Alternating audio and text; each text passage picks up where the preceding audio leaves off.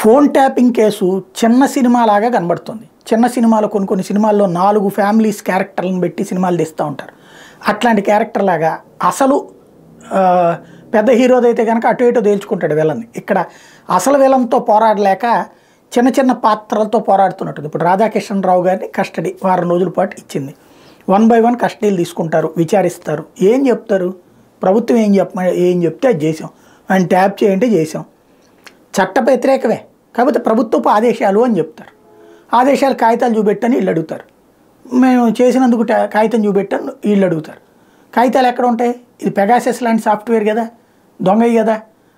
దాని మీద అనుమానం మీద శిక్ష వేయాల్సిందే కానీ ప్రాక్టికల్గా ఆ ఆధారాలు దొరుకుతాయా? లేదు. కాబట్టి ఇక్కడ సమస్య ఏంటంటే డ్రగ్స్ అంటూ సినిమా వాళ్ళందరినీ కూర్చోబెట్టినట్టే ఇది కూడా కొన్ని రోజుల పాటు సినిమా నడుస్తుంది. వాస్తవంగా ఏమీ తేలదు. ఎప్పుడైతే నువ్వు కేసీఆర్ దగ్గరికి వెళ్ళగలవో అలాంటి విట్నెస్ని ఇప్పుడు అదేదో మూసీ నదిలో నుంచి ఎతికి తెచ్చారట.